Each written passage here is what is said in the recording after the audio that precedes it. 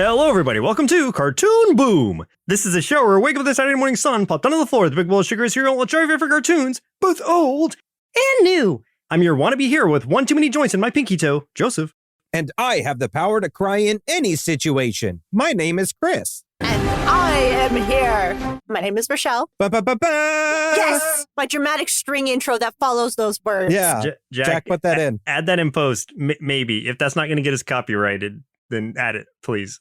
There we go. But welcome, Rochelle. Hi. Yes, welcome. Just happy to be here. Because you're here because today we watched My Hero Academia. Is it academia? Macadamia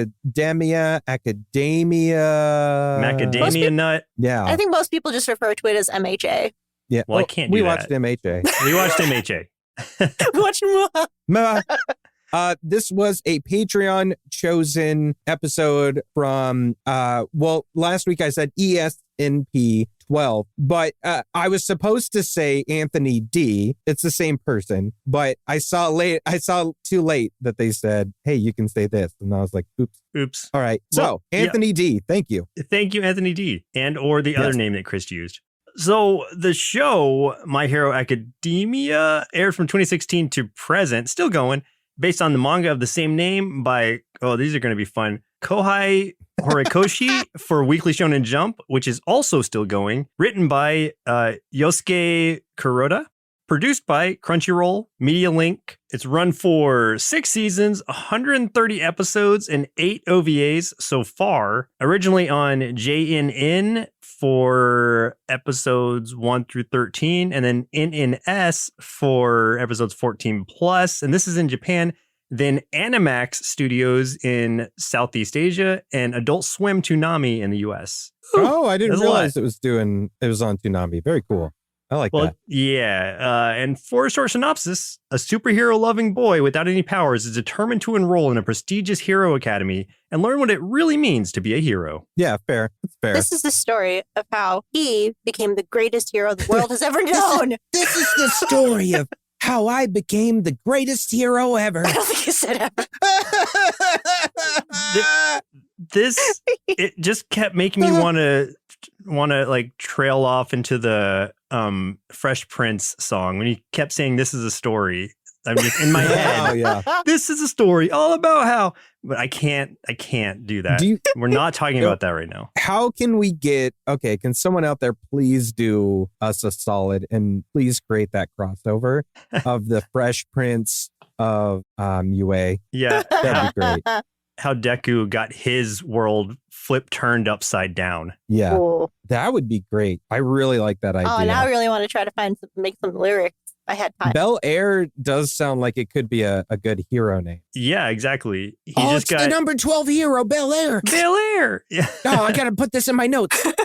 He's so good at hoops. So I make fun and point and laugh, but I love this show. And that's also why Rochelle is here too. If you remember Rochelle from her first episode that we had her join us on was one of the worst things we ever watched. So we felt bad. We brought her back now for something that we knew she loves and we love. So she gets a little bit of a redemption here. I do. Well, I also mentioned it, so I feel like when you guys were streaming and first started on Twitch, I would always just be like, hey, I'm going to go watch some MHA now. Yeah, you were always leaving to watch My Hero while we were streaming. Yeah, you joined us for Rap City Street Kids Believe in Santa, right? Yes, that's unfortunately. What she watched. Yeah, unfortunately, indeed. Exactly. So yeah, now you get a do-over and you get to do something more fun this time. This is honestly one of my favorite shows. Like at this point, y'all are not burying the lead at all. We're gonna get there. We're gonna talk about that. Yeah. So first, though, Chris, who are some of the actors you played in this show? Well, I was hoping you wouldn't ask because that's a lot. There's a lot. You were laughing at me for the names. Now I'm excited to hear you say them. I know.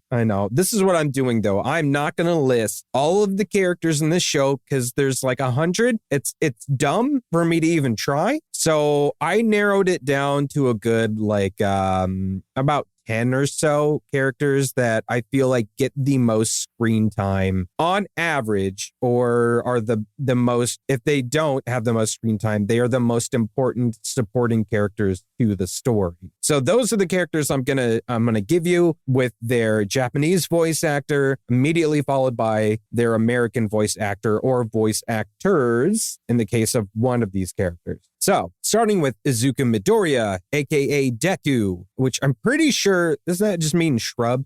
I'm pretty sure Deku just means shrub. That poor kid. Anyway, voiced by Daiki Yamashita and Justin Briner. I don't know. You struggle with the Americans. I'm struggling with the Americans, man. I ain't know these Americans. Katsuki Bakugo, aka Kachan, which is not his hero name, it's just what Deku calls him. And I don't know why, but I'm sure somebody out there can explain it to me. It was voiced by Nobuhiko Okamoto and, I was right the first time. Dang it. Nobuhiko Okamoto and Clifford Chapin. Toshinori, aka All Might, was voiced by Kenta Miyake and Christopher Sabat. Do you know if it's Sabat or Sabat? I think it's Sabat. Okay. So You'd I have got to that ask right. him.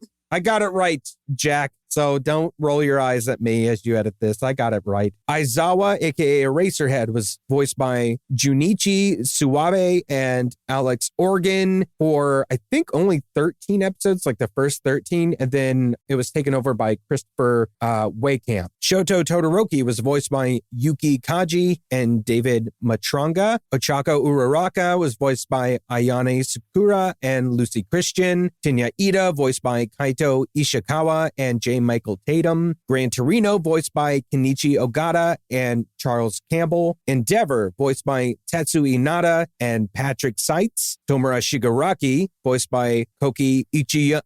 I was doing so well. Koki Ichiyama and Eric Vale. And then finally, All for One, voiced by Akio Otsuko and John Swasey. And I feel like I did the Olympics with my lips, because my lips are now really tired and kind of burn. The Olympics. Oh, no. Oh. That's all I you're gonna do. Guys, yeah. There is 20 of the kids, and then there's like another 20 kids if you look at class 1B, and then there's the big 3, and there's so many great characters, and there's the hero leaderboard now with at least 1 through 10. I can't do this. I can't say them all. So IMDb, or the better one is behindthevoiceactors.com if you want to find out who everybody voices. That's the better one to go to. Have fun. Knock yourself out. I really wish I had a list written out right now, because I probably could say through all of them like really quickly in like a minute. Yeah, you see these names more often because in addition to watching the show, you read a lot of fan fiction in this world. Kind. What do you That's mean? That's the only kind of fan fiction. That is not the only kind. What else do people write about? I don't read smut. Oh, well, you're not living. How dare you call my romance smut? Well, I'll read it, Joseph, and let me be the judge of that. Okay. There you go. I'll trust your opinion. Just don't tell anyone. I do want to say, though, just real quick, I remember, so we started rewatching it from the beginning, and we're watching it. We were trying to watch it in order with the OVAs and with the movies and everything to get to season 6. And when I saw, there's a certain character I saw again, and I'm just like, I feel like that would just be Joseph in this world. And I'm pretty sure the character was Kamui Woods. Which one is he? He is just a very live, short but muscular little guy that has tree powers. Like he can extend his arm and it's like a bunch of tree vines and stuff. He just looks cool. Is that not the guy we saw in like the first episode? Yes. I think he is in the first episode. I think he's like the first one that pops with the first hero on the scene. And he's like, it's Kamui Woods. Yeah, before Mount Lady jumps in and Mount Lady totally steals his thunder. Yeah. He's like, they're giving her all the credit. But I remember I was just like, I get a Joseph vibe off Kamui Woods. That would just be Joseph in this world. I would love to cosplay that. I'll make it happen. You should. I gotta find this outfit. Oh, yes.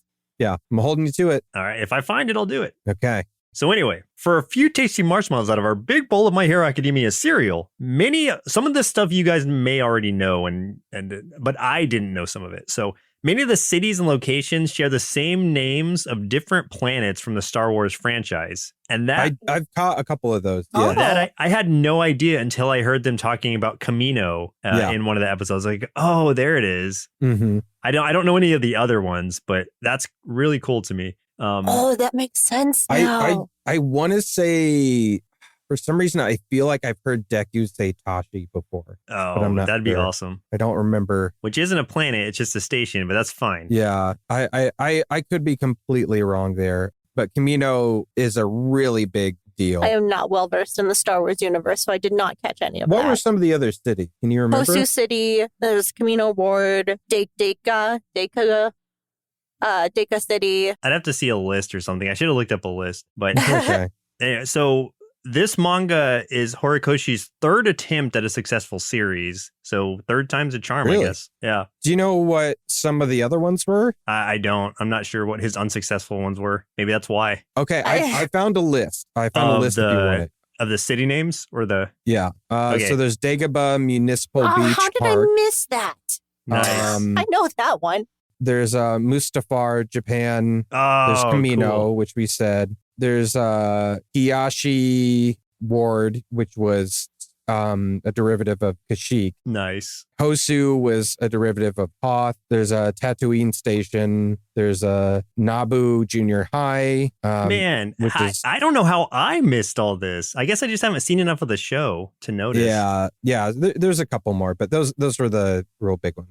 Yeah, those are some good that's cool. standouts. That's awesome. I love that. This endears me to the show even more, honestly. Yeah. I wonder if the manga is the same way or if it's just like a show translation thing. Either way. I don't know. So this was animated by Studio Bones, the studio that also animated Full Metal Alchemist and Soul Eater. Bones. Oh, Studio Bones. That makes sense. A lot of the, I guess some of the design style does remind me a lot of Full Metal. there was a character too that was designed, and I was like, this person was one of the sidekicks. Reminded me of one of the characters in Full Metal Alchemist. Reminded me of Envy. One of the sidekicks. Oh. Oh, yeah. You were talking about that not that long ago. Yeah. Endeavor's sidekick. Endeavor's sidekick reminded me of Envy. Yeah. I know what you're talking about. The one with the green hair. Yes. Yeah. Okay. Cool. Okay, this one I found interesting because I didn't really notice it either. But Ochako Uraraka, I don't know how to say her name. Uraraka, but you know, yeah. the floaty girl. Yeah. Uravity. Yeah, she's meant to be plump. So Western viewers rarely notice it because Horikoshi's and therefore the Japanese definition of plump girls is basically the average body size of a Western female. So Oh. yeah, she's plump in this show. That is definitely not our version of plump. No. No. She just looks very average. Which is kind of great though, because like she's really adorable. She's adorable. Yeah, she is. Yeah, but she's super cute. It's not even something I even noticed until I was like looking, and I'm like, I guess she's a little fuller than the others. Like she's not bone thin. Yeah, I guess she is a slightly thicker than, let's say, someone like Asui, but yeah. Thick girls represent. One thing I wanted to point out, because it's one of those things that I had believed because I heard it through some other source. Okay. So the creator, so I guess the thought was that the creator relates closest to Mineta or grape juice. That was what I had heard. But the thing about that is that was kind of a telephone type of thing where he said at one point in some interview that he relates to certain characteristics that Mineta has, not that it's who he relates to the most, which is what the version I had heard of it. And so I just wanted to dispel that so that people don't think the creator is just some like weird pervert just like Mineta pervert. is. Yeah. That makes sense. But now it's like, but what characteristics? It could be the perviness. Well, that I don't know. That's his secret to keep, I guess. It could be the pervy stuff. It could be that he has big sticky grapes on his head. Maybe. That he wears a giant diaper when he goes into battle. I don't know. He could be just a really short guy. I don't know. Yeah. True. He didn't specify. He could cry at the first sign of danger. Yeah. You never know. Also, for anybody, so this is something, okay, first of all, like plus ultra is a Latin word, which means far beyond, and it's the Spanish national motto. It's taken from the personal motto of Charles V, of the Holy Roman Emperor and King of Spain, and is a reversal of the phrase non terra plus ultra, which means no land further beyond. This was said to have been inscribed as a warning on the Pillars of Hercules at the Strait of Gibraltar, which marked the edge of the known world at the time. So it means the sign, I guess it essentially meant like there's no land past here. And so this is kind of a reverse of that. So Charles adopted the motto following the discovery of the New World, and it also has a metaphorical suggestion of taking risk and striving for excellence. Wow. So I had seen like general definitions of this before, but this was like the best kind of one that I had found, and it was somebody off Reddit. I'm sorry that I don't remember their names, but if you look on Reddit, like this is a really good description of what plus ultra actually means. And it's still the national Spanish motto. So I thought that was really interesting. That's very cool. Like I always just thought it was just a really cheesy way of them saying like, yeah, like, let's do it. Like, do good, be cool, like do your best. But now it's carries a lot more weight. It kind of reminded me of Excelsior, like Stan Lee's thing. Exactly. Or like, I don't know, something like the Power Rangers would say. Yeah. You know, right. Like it seemed like a really cheesy phrase, but actually has a real world meaning and is pulled from an actual thing. Yeah. I like that. I thought it was, because to me, it kind of reminded me of like school chants. Just like because it's like the school motto, I'm just like, oh, it's just like any school chant that just kind of like, let's just make something so we have something. But that's really cool to know that there's that background. And then it makes me think about whether the school was thinking about that when they decided. Like, obviously the author was, but like maybe there's something deeper there with the school too. Yeah. Like utilizing history. So saying go beyond plus ultra is kind of saying the same thing. It's just like, because plus ultra is just going beyond. Right. So it's just like, I don't know, like push your limit and push your limit. Yeah. Push your limit, past your limit. Okay. Yeah, I get it. Which they do say that a lot. Like, I mean, if you watch the show a lot, they'll be like, oh, you're going to have to go beyond 100% of your power. Yeah. It's like, well, that's technically impossible.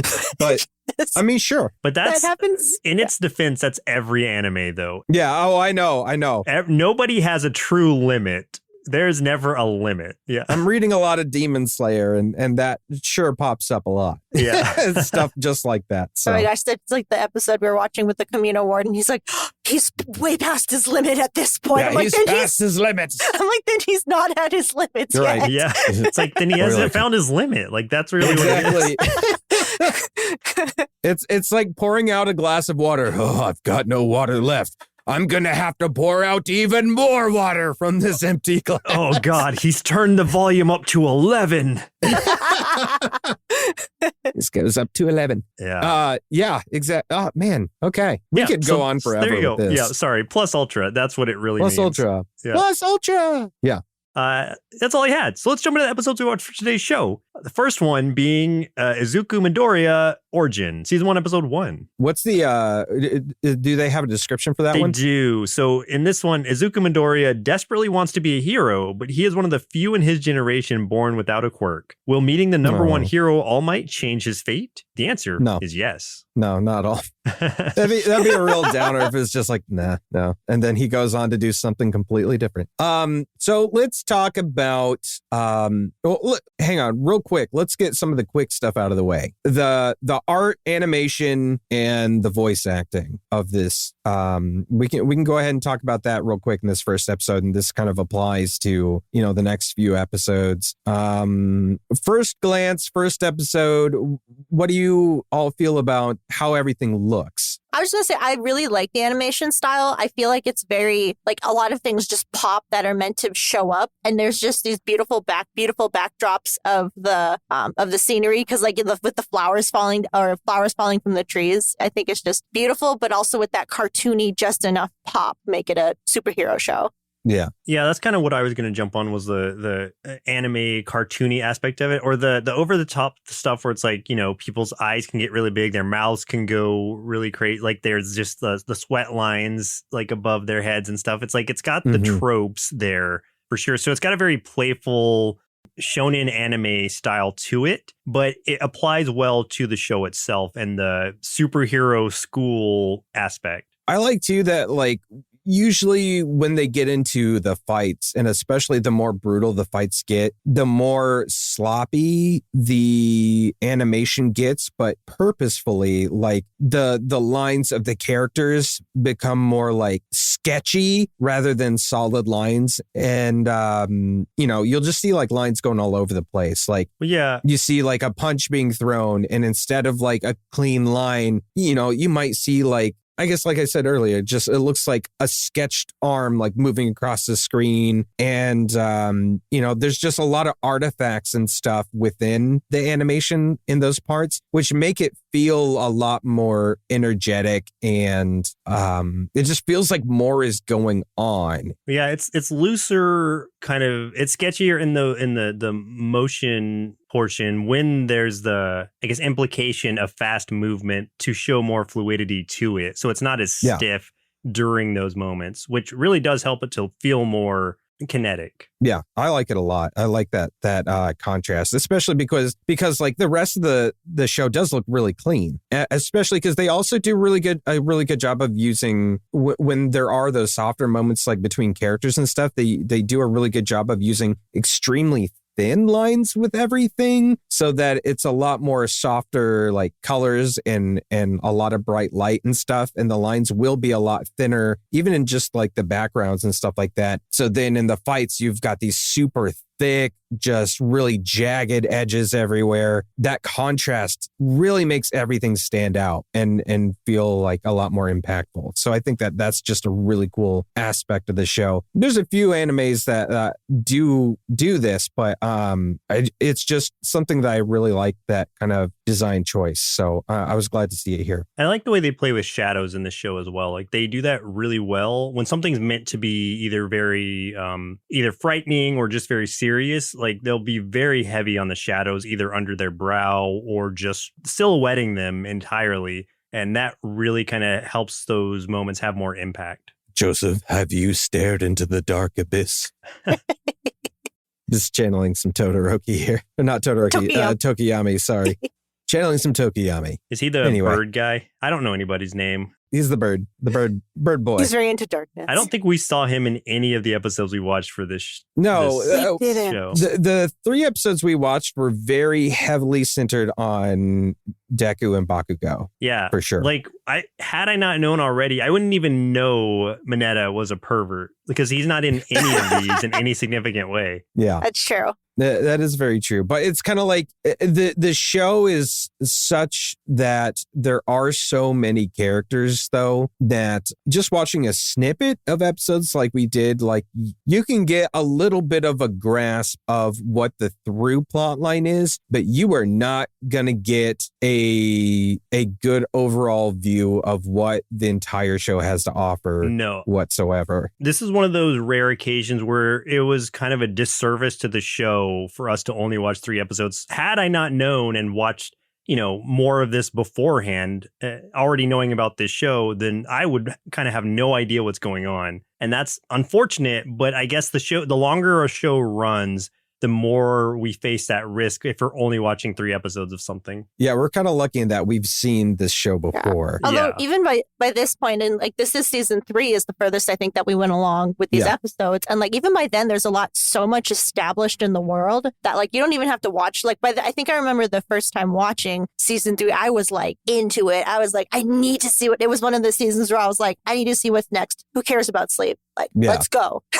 But the episodes we watched specifically for season 3 were so important that I would have been really sad if that had been spoiled for me before I already knew what was going to, because that was such an important, impactful point. What I'm saying is I'm glad that I watched the show before we watched these episodes, because otherwise I'd be really disappointed in myself. Like you'd lose the power of the episode. Exactly. If you didn't know. speaking of that, so let's get back into this episode. Let's talk about, so we get introduced to Izuku Midoriya, which is our main protagonist. This is Deku. And let's talk about him a little bit and his personality. Like you said, that he is quirkless in a world of 80% of the population has quirks. So it's weird that he doesn't have one. And Izuku he's not really a runt. Like, he's not smaller than anybody, but he's way more passive than everybody else and quick to back down from others at this point. Even his mother and father have quirks. And so he is an anomaly, the fact that he doesn't have one. But the thing I was talking about in the intro with the extra joint in the toe, in the pinky toe, is because I guess medical research has shown them in this show that if you have more than two, or was it one or two joints in your pinky toe, then that means you're less likely to have a quirk, and he happens to have the two. Yeah, if you have two, you're not going to manifest a quirk. Yeah, that's what it is. So he has two, so he's just not. It's not going to happen. Some people just hit them later in life, but the doctor basically just straight up tells them like it's not going to happen ever. And the really sad part about that for him is like he idolizes All Might, and the like wanting to be a hero and save people, and he looks up to him so much. So his dream is to go to this school and become a hero. And now his dream as a child were crushed right in front of his eyes. And in this world, All Might, if you aren't familiar, is this world's Superman. Like this is the real life Superman, real living Superman in this world of heroes. He is the end all be all, the greatest thing to aspire to. Referred to as the symbol of peace. The symbol of peace. That deters crime just by his very existence. Basically, yeah. They said like crime dropped 80% when he became a hero. So, I was just thinking, you mentioned that Izuku is pretty passive, which he is eventually, but he's actually, you see in like flashbacks, even in the first episode, he didn't back down from the bullies. He protected people. Well, I mean, he protects people, but I meant like he himself is just like, whatever, you can say whatever to me. When it's about himself, he backs down quickly. Like if someone challenges him directly, he backs down. But if someone is picking on somebody else, Deku steps in and usually gets beat up. Yeah. Because he's weak. He's a weak kid. He's not strong. He just has really strong ideals. He's pretty scrawny. And his childhood bully, is Kachan, who he refers to as, but his name is Katsuki Bakugo, who is cocky. He's tough. He's the mean kid, and he has a very impressive quirk. He's like shows the most promise out of all of the kids that Deku grew up around. And Deku also kind of idolizes him to a degree, even though he doesn't like certain things about him. But Bakugo hates Deku. So yeah, because he perceives him as weak. And really, he's not wrong in the physical sense, but Bakugo doesn't really look past physical strength.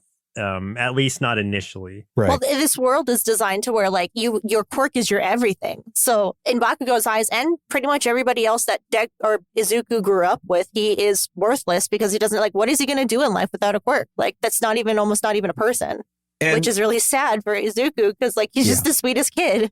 And the big issue between them in this first episode really is that they are finishing junior high. They're about to start high school. They're trying to figure out where they're going to go. They are both applying to UA, which is the most prestigious school to go to for budding superheroes. And usually, if you don't have a quirk, you can't get into UA, but they dropped that rule. So Deku is going to apply, and Deku and Bakugo are both going to be the only two from their junior high that gets accepted. The idea that Deku, this quirkless weakling, is going to go to the same high school as Bakugo, who is this tough, really powerful quirk kind of thing, infuriates Bakugo. So he just basically makes life kind of a living hell for Deku as much as he can. One thing about Deku is he has all these notebooks. He's a fanboy, and he writes down every bit of knowledge he can on any superhero or anyone with a quirk that he thinks is impressive. He writes notes he has notes on Bakugo, everybody. I would call that devoted.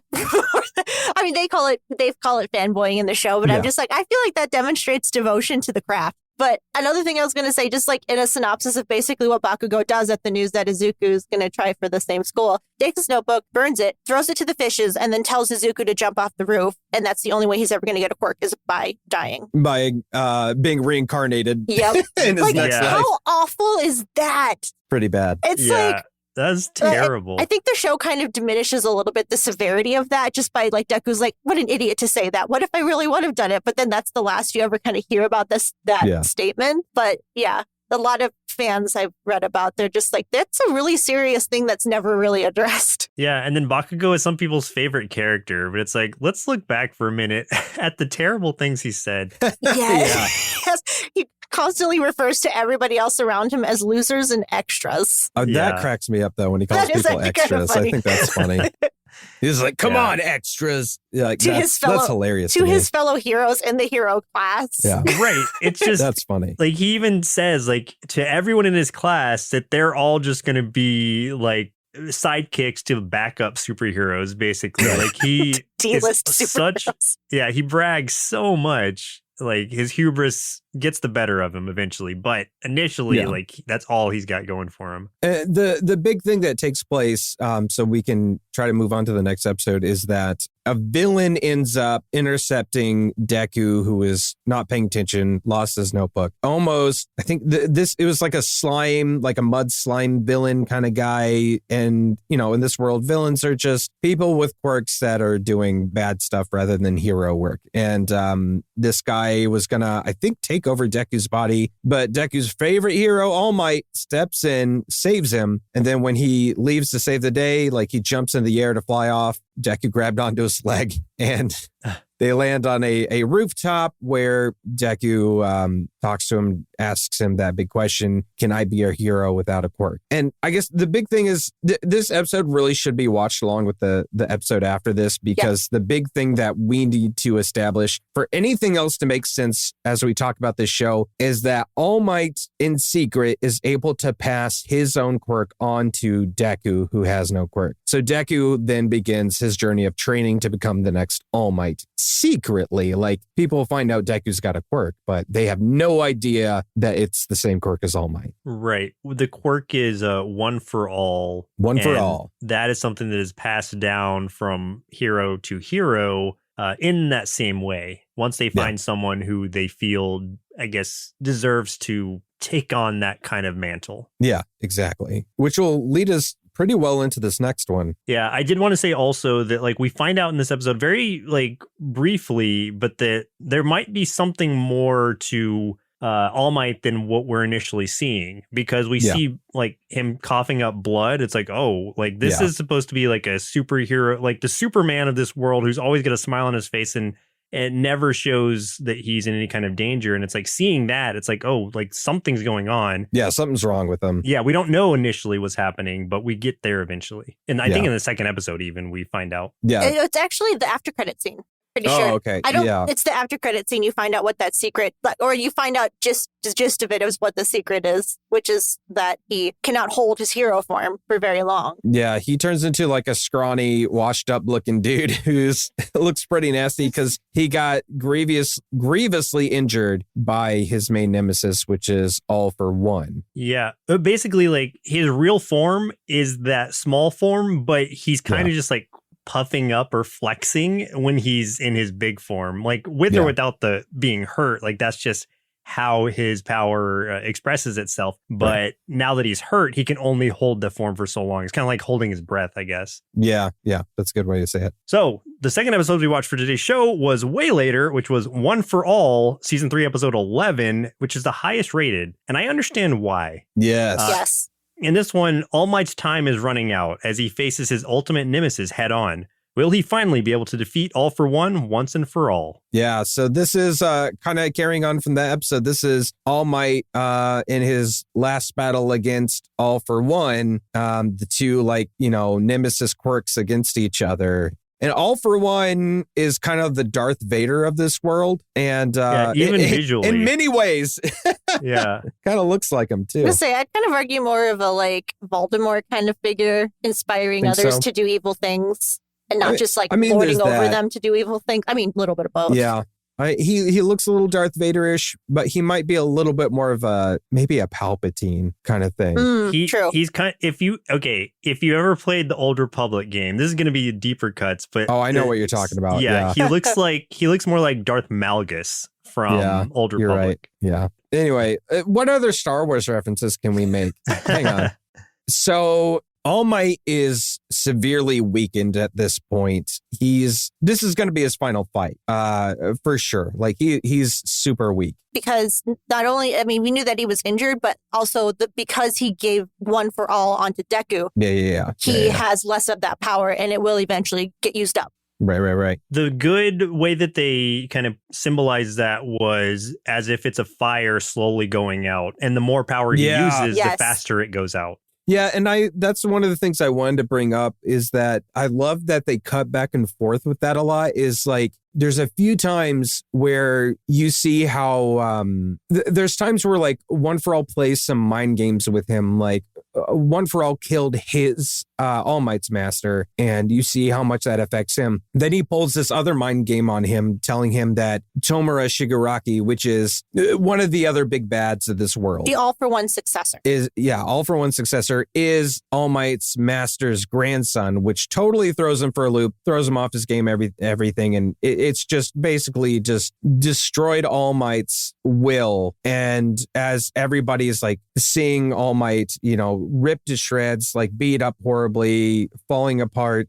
everyone's just cheering him on and trying to rouse him to win. And you see that fire like grow, when it cuts to that. And I love that visual. And he finally lands that final big blow, that United States smash on him, and finally knocks One for All out so that he can be arrested. Then he says goodbye to his power, and you see that fire shrink down and finally just poof. Even before the people started cheering, he also kind of lost his will a little bit, just because his true form, this is the first time anybody besides like a small percentage of people have seen. Yeah. Like Deku knows that, like people at school know, but like the world has never seen him as this weakling, and he's worried. And I think in his mind too, there's going that like, oh look, All for One is taunting him. Like now the world can see you for who you truly are. But they're still cheering him on because the other heroes show up and are like, what are you doing? Fight him. Yeah. Even Endeavor. That's the part that really, I guess the idea even is what brought me to tears watching this, because I was very inspired by the fact that, All Might was concerned because he's always supposed to be like the big buff superhero with the smile on his face. And for the public to see him in this weakened, like scrawny form, kind of like not smiling because he's, in a really bad state right now. He's concerned more for, not more for the public perception. Public perception is on his mind. And for them to still be cheering him on and still calling him All Might and rooting him on like that was so inspirational that I teared up during that part, because I was like, oh, that's so good. You got this, All Might. You're cheering with them. I mean, it's like, and that was one of the most powerful moments for me that I really liked, was seeing Endeavor cheer him on. So Endeavor has been All Might's rival, kind of like, Deku and Bakugo. It's to a lesser degree though, but Endeavor's always been number 2 as All Might's been number 1. And Endeavor really kind of hates All Might. He respects him, but he doesn't like All Might, and just hates the idea of being in his shadow. And Endeavor comes at him from this standpoint of like, you're number 1. And he's just getting so angry because he's like, you can't let this guy beat you in front of all these people. Like, come on, show me why you're number 1. Show me why you're better than I am. Like, do it. And that kind of thing was just like, I was like, oh man, that was giving me chills. The other part that I loved is like not showing like all the people, but it's interspersed. We see, because Bakugo was rescued, so we do see the students that went on this rescue and the students that are at home. Like we're seeing the students' reactions to everything that's happening too. And I just loved that, because it's a cool way to like, it clipped back and forth between All Might's fight and then like the kids watching, and then everybody, because the kids that rescued Bakugo were like not very far from the scene where it's happening. So they're very close. They're very traumatized. And this whole thing has just been, it's just, really powerful. Right. It hits. It's hard. But All Might wins and loses all of his power. Then he points at the cameras and says, now it's your turn. It's a message to Deku. Deku, as usual, bursts into tears. but rightfully so. Yeah.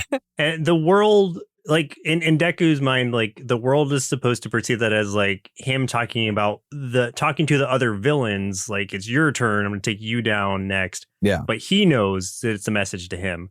Because that's something we should also say is leading into the next episode, actually, that very few people actually know that All Might passed his power on to Deku. Like everyone else just assumes like, oh, he developed his powers later in life. Deku did. I say that because it leads us into Deku versus Kachen Part 2. That's not the second part of a thing. It's just the second time they've fought, which was way earlier on. Season 3, episode 23, Patreon picked by Anthony D. So thank you for choosing this one. Thanks, Anthony. This is a really good one for you to pick. Yeah, it's a good segue from the other one. Yeah, exactly. In this one, following the provisional licensing exam, Izuku tries out his shoot style on Bakugo as they have a heart-to-heart through their fight. That sounds way too nice. I was going to say, that's a real tame description of what's actually going on. Yeah. So I'm just going to try out my shoot style. What do you think? No. I mean, if we're being honest, the real thing is like Bakugo has been building up. His hatred for Deku has built up. It's bottled up. But alongside of that, Bakugo hates himself right now because Bakugo got captured by the enemy. The reason All Might went to fight All for One in the first place was to save Bakugo. Deku ended up getting in there and saving Bakugo. And then All Might had to square off against All for One. And when he did, All Might lost all of his power. Bakugo is blaming himself. And amidst all that, Bakugo, being a bully and being as stubborn and as pig-headed as he is, he's not dumb. And he figured out that All Might somehow passed his quirk on to Deku. And that is also what fueled his hatred for Deku. So he takes Deku out to this area at night and he's just so angry and he's just like, we're going to settle this. We're going to fight and you're going to show me why he chose you over me. Like, what did I do wrong? And they're fighting and it's the first time we see any vulnerability from Bakugo ever because Bakugo like loses it, starts crying at one point as they're fighting and just like, blames himself for everything that's happened. And it's the first time Deku gets a real insight into Bakugo as well. Well, and they get insight into each other because Bakugo is so angry because he sees this as this weakling and he feels down on himself because he's like, why wasn't the power given to me? And he's like, okay, now that it's been given to Deku, show me that you deserve it. He's like, he's compounded with guilt and already resentment towards, because his whole life he's seen Deku as someone he always was like, Deku looks down on me. He always thought Deku looked down on him because Deku was just the kind of person to want to help anybody, whether it was his bully or not. Like he leaned down to help him out of the river. And I would say I think he bullied Deku because he felt Deku always looked down on him. And that's what fueled a lot of that from the get-go. So it was always like a cycle. And it was also just a really good fight. Like all the emotion aside, like the fight was really cool. And you really don't know who had it. Like it seems like it would be a really straightforward battle at this point. But even though Bakugo doesn't have All Might's power, he's still a really good fighter. He has a really good technique and he has a really impressive power of his own. Yeah. He's very much like Endeavor, even though like one of the students actually is Endeavor's son, but Bakugo is much more like Endeavor than Shoto is in that regard. Like he's explosive. He has the same attitude. He is a lot more he has a lot more tenacity and energy to him. Yeah, and he's very hot-headed. And he's extremely hot-headed. And full of himself. And it works. It works to his advantage because he very rarely ever loses. And that's the same here. He beats Deku in this fight. Well, but what I love about this too is that this is Deku's first fight. Second, again, this is part 2. We first saw them fighting in season 1 when Deku's just still trying to get a handle on like what all this power is. And the only thing he's able to do is break his arms in order to win the fight. Right. Yeah. And this time we see that he is at this point where he's actually using the power on a continuous basis without breaking anything. And it's just so fun to see that growth. Yeah. And to see it manifest in this fight. And I like that his arms are still scarred from all the, times he damaged them in his initial use of the powers. And that was only using 5% of it. Now he's able to consistently use 8% if he's using his legs, but it's a whole math thing, but he's also he's only using 5% with his arms so he doesn't break them. So he's learning to control the output of this power. but it's still so impressive that it's such a small amount of the power that he's contained, that he's fighting with. I was going to say, it's a math thing, so you probably love it. You're like, this is the best. That's why I didn't even have to write that in my notes, and I remember the percentages and everything, because I also remember at a different point when he's fighting this one enemy, like he goes to like 200% or something. I'm like, why go that high that soon? I just was disappointed that they... You're talking about when he fights Muscular, I think is the guy? Yeah. That was earlier than this. That was when he got the scars. Yeah, that's when he destroyed his arm. No, I know it was earlier, but I'm like, why go that high of a percentage? Why not go like 50%? Like I don't want you to get there yet. Like contain it. You don't go beyond your limit yet. It was a panic. I know. He's like, I'm going to die. And so is this other kid I'm trying to protect. His adrenaline rush. Yeah. Because, he's impulsive. He's a little impulsive. And the moral of the story here is like for Deku, like he can only use this very small percentage of his power or else he will destroy his body. Yeah. And everything else around him. Yeah. Because he's very powerful. But yeah, they have the big fight and love-hate fest between the two. Bakugo won. All Might ends up stopping them, and they have this talk, and is just kind of like, All Might's like, it's not your fault, Bakugo. It's not your fault, Deku. It's my fault for not being a better teacher and for not taking care of you. I have not been, considering that you're still children. And, he put a lot of pressure on them both. And they do admit, that of what happened, how Deku got his powers, and Bakugo, promises to keep the secret. So now it's a shared secret between the three of them that grows them closer over the series, which is such a better, cooler dynamic from that point on. I love it so much. Yeah, bringing Bakugo in on the secret's a lot of fun. It's so good. I always love that part in shows when like the secret is revealed to someone else. Like that's what I loved when I watched Chuck, was like, who's going to find out next? So the show is fun in that sense. When they get back, and Aizawa is super mad at them, which is super fun. And that plays into several more episodes of the show. And actually even further seasons on, because Bakugo and Deku always keep getting referred to as like the house arrest crew and all kinds of stuff. He calls them problem child. Like, he calls Izuku problem child. Offhandedly, Aizawa will say things, and some of their classmates will say things from several episodes on out, several seasons on out. It'll still come up how they got in trouble. So because they get back, because not only do they get back, and Aizawa is like really angry, and then All Might just like, I'll take the fall for this, and he's like, you're still punished. And then everybody else that's still in the dorms, because they're living in the dorms at this point, is like, you threw down and none of us were there. So, yeah, like, that's one of their reactions. They're so disappointed. That's actually the one time in all these episodes we see all of the classmates because in one place, which is hilarious, because I think Tokiyami was actually in there, and he was like, the stupidity. The stupidity. A big takeaway from this, though, was that All Might wanted to pass down to them the knowledge that they need to have a mutual respect for each other and help make each other stronger by utilizing Bakugo's strength and fighting skill and Deku's caring about people and trying to save people. And that's what will make them like the ultimate heroes, is combining those two things. So it's like they both had things that the other didn't. They both had something the other was lacking, but together they can form like a great team and help lift each other up. Absolutely. Yeah, exactly. Yeah. I just think that those two in Todoroki should just like, those three are going to be the top heroes. They'll be the big three. They'll be the big once three. They're seniors. Yeah. Yeah, totally. Well, Chris and Rochelle, looks like it's about time we send our kids to apply to the prestigious UA Hero Academy and maybe see if they can snag a few hairs off All Might's head for us to snack on. Then see what they thought of the show, My Hero Academia.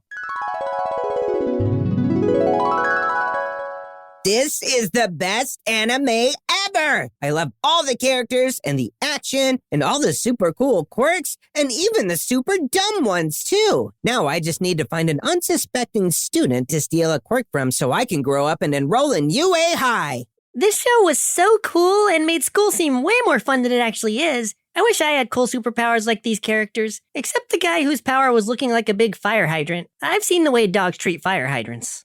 I don't know what the deal is with all of this anime stuff, because the only one I've heard of is weird ones, but this one was actually pretty cool. I like superpowers, and I also secretly have superpowers. They just haven't shown. It's like my quirk. They haven't shown up yet. I don't care if I have 2 joints in my pinky toe. I saw it on the X-ray. It doesn't matter. It's gonna come, and then I'll join Izuku at UA. It'll be great.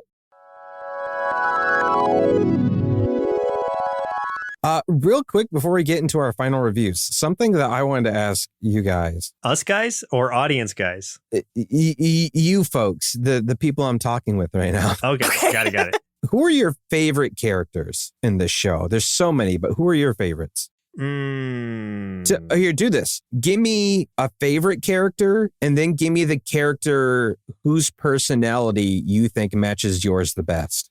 For myself, I will say one of my favorite characters is Froppy, but I think the character that matches my personality the best is Kirishima, aka Red Riot. Why Red Riot?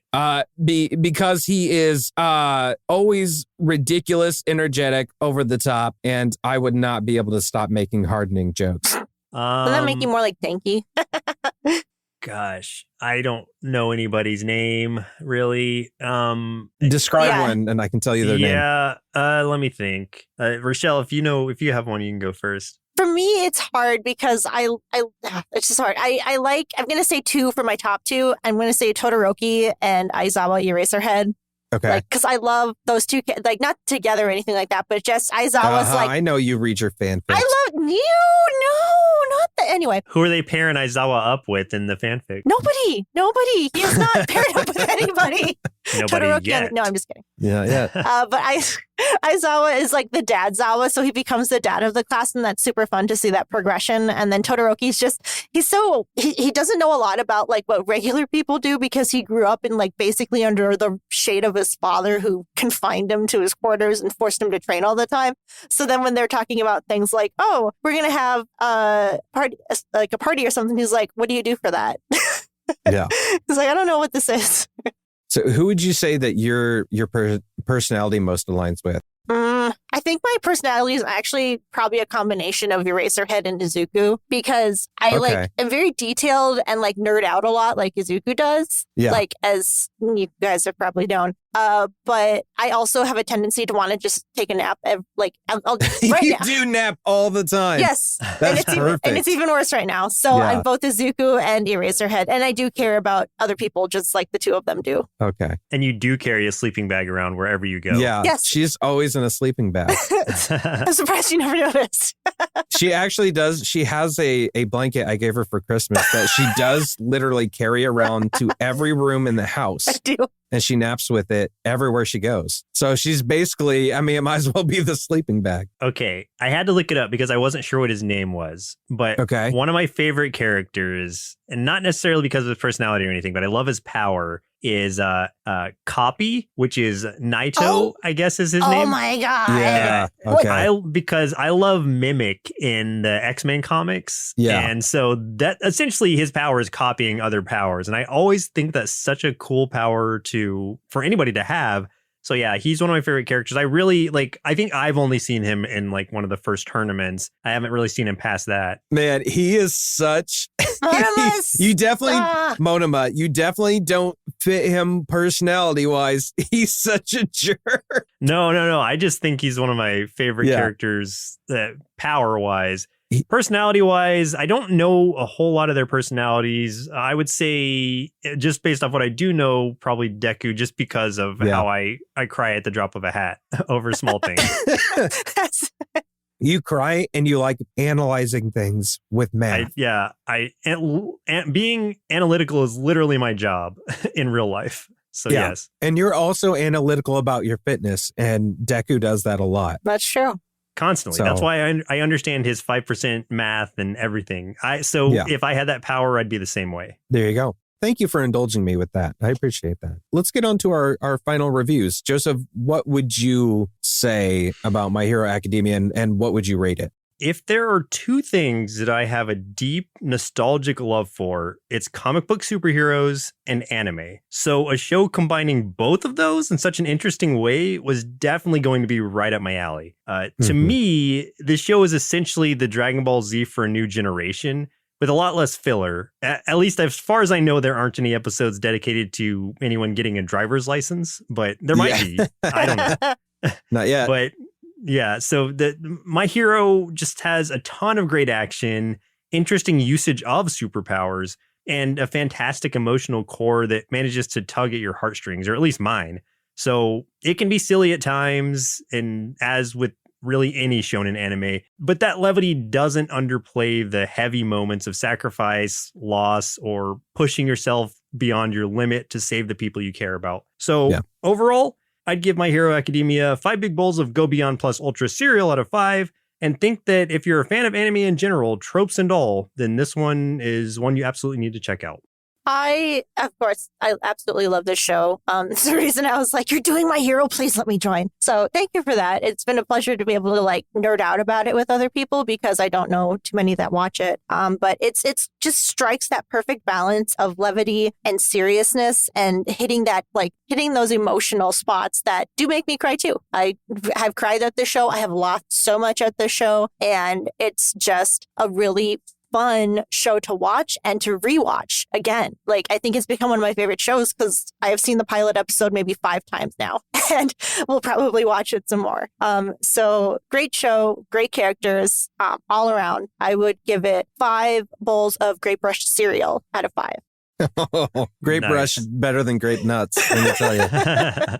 Yeah, I think the show's amazing. The art's great, the animation's great, the story and the characters are absolutely where it shines, especially those characters. Easily my favorite anime, and once I get sucked into it, and I can't stop. I love it so much. I'm like Rochelle. This is my second time going through it. I've seen the pilot episode, I think 3 times now, and I also am a huge fan of the manga too. I've read the manga of the episodes that I've watched, but I've also read the like offshoot manga that I know, Joseph, you've read too, with like the vigilante stuff, which is super good. And you also get a lot of background on some of the other heroes like Eraserhead and Midnight and Present Mike. That's really, really good too. Also Ingenium and Fat Gum are really prevalent in those, and it's just so much fun. Like the world is amazing to a point that like when we were doing our last D&D campaign, some of the world may have been slightly influenced by My Hero Academia in the weirdest way possible, but it honestly was. If those that listen to that podcast ever picked up on it, yeah, you may have noticed. Maybe not. Anyway, I can't give enough praise to this show. It's fantastic. I hope it keeps going for a long time. So I had to give it 5 bowls of Rhode Island Smash cereal out of 5. Now that I'm caught up on both One Punch Man and Chainsaw Man in the manga world, I absolutely want to jump back into this. Like, this re-inspired me to read that. For whatever reason, I read the Vigilante one before I even read the main one because it was much longer. So I'm like, I'm just going to read Vigilante first. And I just forgot or just didn't have time to read the other. But now, coming off of this episode, I'm definitely going to jump back into it. Awesome. Yeah, I would recommend it to anybody and just about all ages too. So, I mean, there are some semi-adult moments from time to time, but honestly, those are few and far between. And I think it's a show that I would say at least preteens and up. I think it's pretty accessible. Like 13 at least. So like 12, 13, somewhere around there, I think you'd be good to watch it. I think it's fantastic. Yeah, there's a character in there for everybody. There absolutely is. I think that's one of the golden things is there is someone that you're going to connect with no matter who you are. Even if you're a bully, there's someone for you to connect with. Even if you're a huge perv, there's a character for you. Right? And there's a chance that you will see this particular your chosen character shine in some way or another. Yes. Because despite it being a very driven by the plot show and not necessarily having a lot of fluff, you still get to see the other characters like shine. Like they get their moments. Yes, they do. And like one thing that I didn't touch on too is by mid-2, the voice actors are so good. Every voice actor in this show is top-notch, amazing. So I just want to put that out there. I love them. This was actually the first time I watched the English version, because when I originally saw the series, I think it was only in Japanese. So that was how I watched it at first. So it was kind of interesting to me. It was like watching a new show with the American voices on it. but they were really good. They do such a good job. I feel like it's probably one of the best dubs I've ever heard. Yes. So I absolutely love it. Yeah, the voices fit the characters really well. Oh, so good. Voices so fit the good. characters and it translates really well. There's not too much that you're just kind of like, what? Yeah. Yeah. Or like, that doesn't sound right. They did a really good job. Yeah.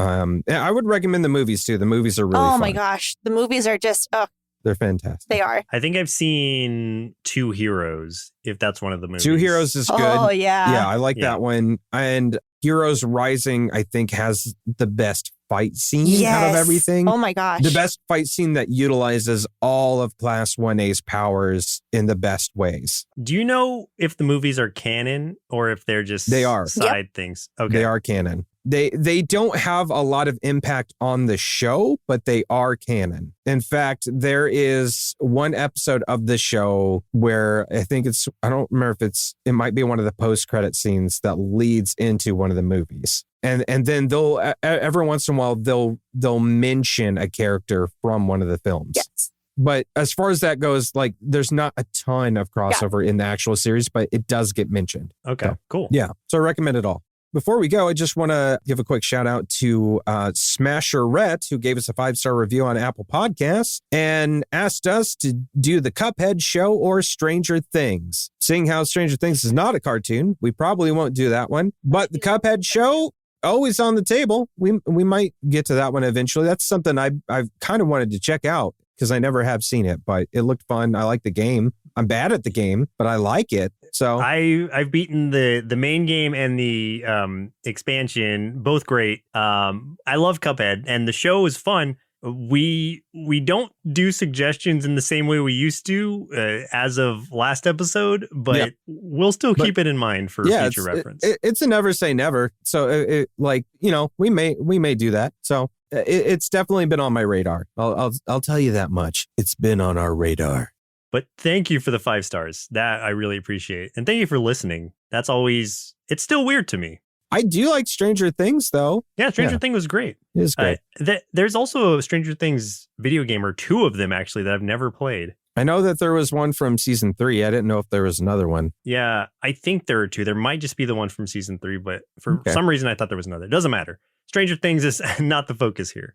Well, also thank you again to Anthony D for picking this episode and picking an episode of My Hero for us to watch. Thank you so much for being one of our patrons and just being awesome. And a really good, yes, thank you. And it's a really good episode to transition off the one that we watched. So I feel like if we were going to just watch 3 episodes compacted, this might have been the best way to go if you're forced to only watch 3. And a big thank you to Rochelle for joining us on this episode. Yes, thank you so much. Thank you. It was very, very happy. I don't get to talk to you enough, so it's always nice hearing from you. If you were going to recommend one My Hero fan fiction, Oh my God. what would it be? And please tell them mine. My Joseph is called. It's called The Adventure of Joseph and Mount Lady. I was going to say it's called Joseph Scales Mount Lady. Hey, you've read it, clearly. Yeah, I have read that. I've got it bookmarked. It's on my phone. Perfect.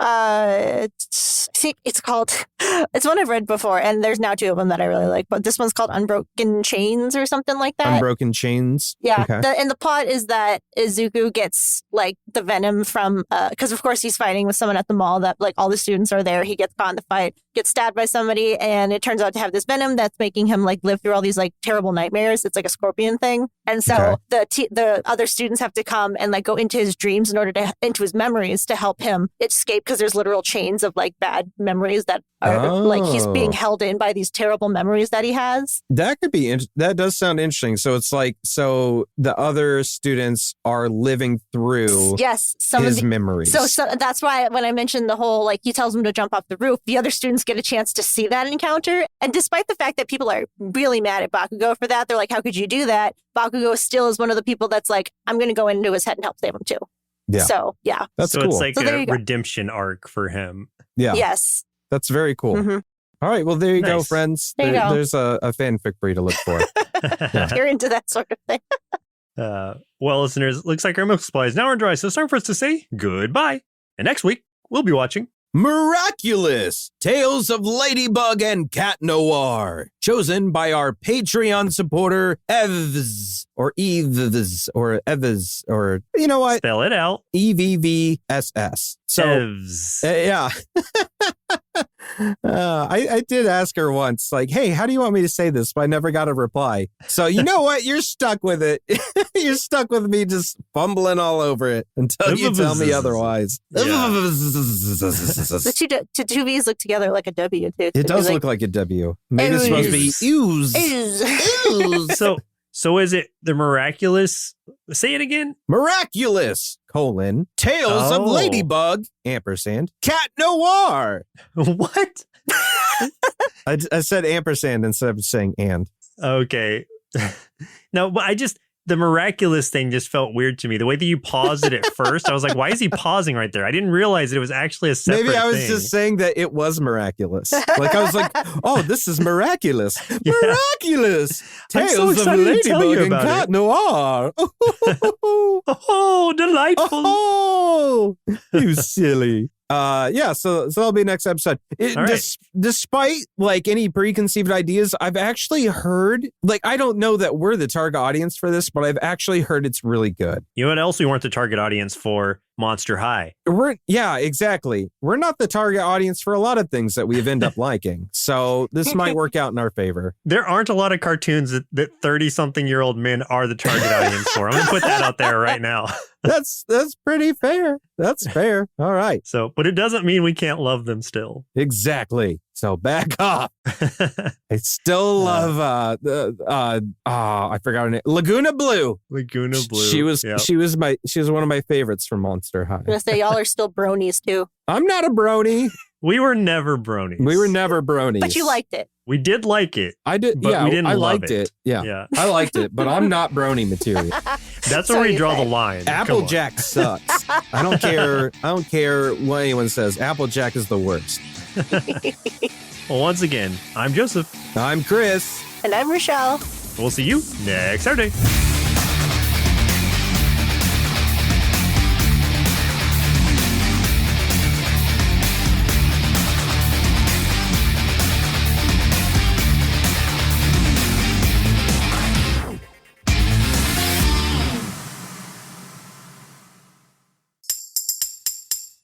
Presented by Nerdsloth, a place for lazy nerds.